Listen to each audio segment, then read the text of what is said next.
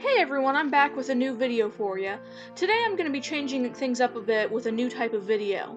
I want to start doing some discussion type videos, or just talking about random things, or maybe even mini reviews of sorts. This, however, will be something in the middle. I'm going to review some things, but since this is more about things I like in the series, just expect a lot of positivity for this review. Anyway, we're going to kick this off by doing a video that will definitely be fitting for me. So over on Layton, yes, I'm in multiple, I have no life, they're doing a prompt where we can do anything to show our appreciation for the Layton series. So I figured why not talk about it in video form, and at the same time I'd have a nice excuse to talk about this. I have a few different things to say about the series as a whole and my experiences, so let's just jump in with our first topic.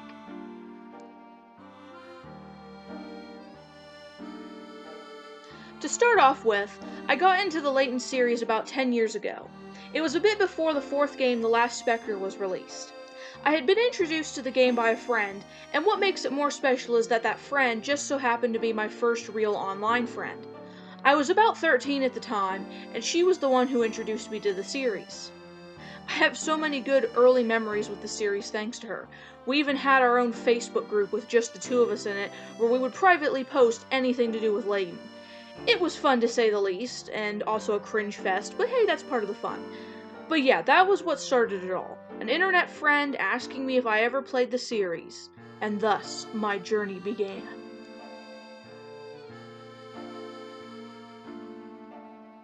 The gameplay is definitely something I could understand isn't for everyone. The Layton series, as you may know, is in a sort of point-and-click style, or at least that's the best genre I could compare it to. Or I guess you could say a visual novel style. In short, you move around by tapping various areas, and you progress the story by either talking to people, solving puzzles, or simply traveling to where you need to be. There are certain points in the game as well where you'll have to have a certain number of puzzles solved in order to progress. So in a sense, it's standard game fare in matters of progression, just without the action of actually moving with a directional input. So yes, very point and clicky. However, for me this is great. This is a style of game I was surprised wasn't done on the DS to death, but I can say I'm happy for that since it helps the Layton series to stand out just a little bit more as unique. Ace Attorney is probably the top contender in matters of DS games, next to the Layton series for this style. However, Ace Attorney is still different, of course. The gameplay never really gets boring for me personally, and if you're fine with puzzles along the way, I definitely think you can enjoy the series. Also, each game has its own set of mini-games you can do from the pause screen, so if you're a completionist type of person, you could try to complete the extra stuff. As well as doing puzzles earns you points, which are called pick-a-rats. And depending on how many times it takes you to solve the puzzle, you'll get more points. So, and at the end there's things you can unlock. There's added bonus material you can unlock. So, again, if you're a completionist type person, you could try to go for solving the puzzles as best you can to get the highest points possible.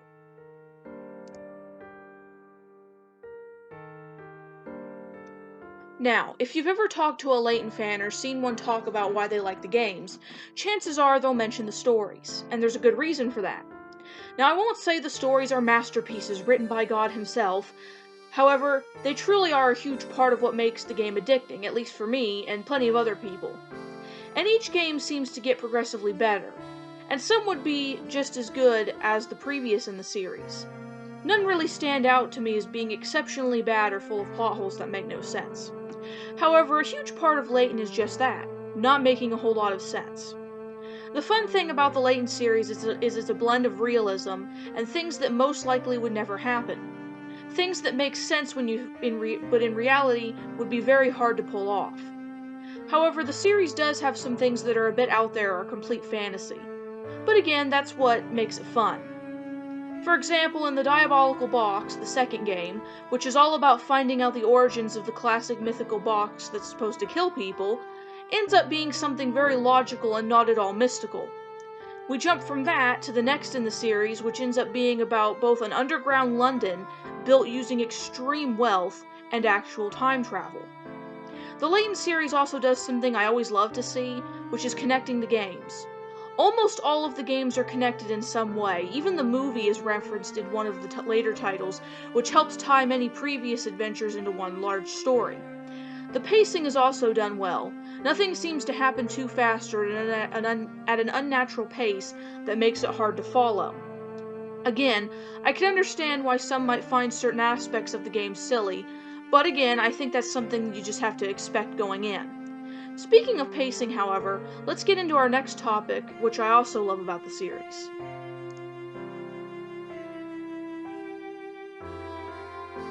The characters in the Layton series are also something that are known for making the games what they are. As you'd expect, there are reoccurring characters such as Layton, Luke, Flora, Emmy, and characters like Inspector Chelmley, Descole, and Don Palo. And of course, this allows for new revelations to be made about the characters in each game. However, in each game, of course, there are characters and NPCs exclusive to that game. So this allows for some variety while still maintaining a core cast, sans for a few changes. And the stories, of course, center around these new characters each time. And with each game being about 20 hours, this gives plenty of time for characters to grow on you and the story to unfold. The drama or revelations never feel too forced since you have a whole 20-hour game to get to know the characters, so usually by the end the stories stay impactful. Also, I'll mention in this part that the art and voices really help bring the characters to life. The Layton series has some of my favorite voice acting, and the 2D animated cutscenes and art is always a joy. Even in the 3DS games, they keep the 2D animated cutscenes for most of the game.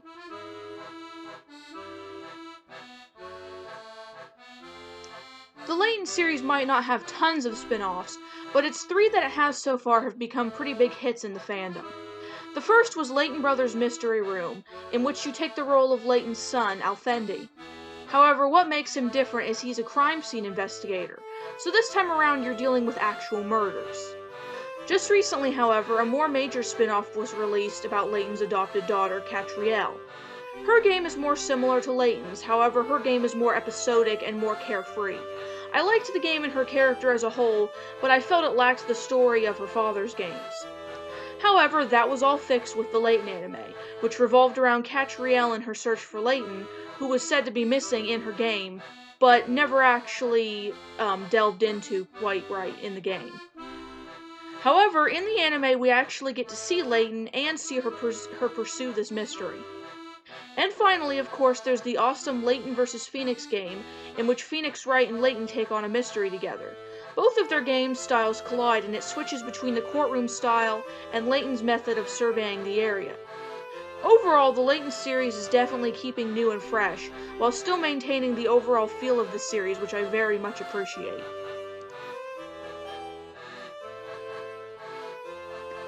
So I guess I could take this chance to be cringy and explain why I like Layton so much as a character.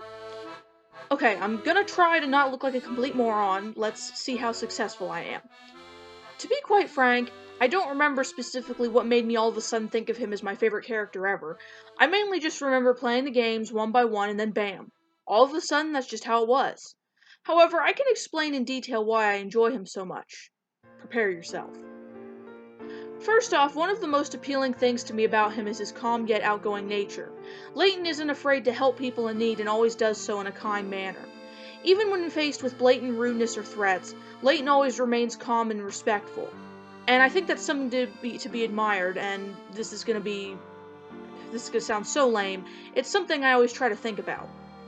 However, this doesn't mean Layton lets people use him or walk all over him. Rather than bickering or fighting back with harsh words, he outsmarts people, which again, is something I admire. But this doesn't mean he can't fight if need be. Layton only fights if absolutely necessary, or if an actual threat is being made to him or a loved one. That's just something I love about a man who will sit down and drink tea with you 1 second, but then can sword fight your ass the next. Like, come on, who doesn't want that? Okay, anyway. In conclusion, I just think Layton is an amazing protagonist. Strong yet kind, smart, loyal, but not perfect and never boastful. Layton knows how rad he is, but he'll never say it. So yeah, that's it. That's every reason why the series has made an impact on me and why it'll most likely stay with me forever. And I'm very grateful that the series has managed to stay so high quality for so long.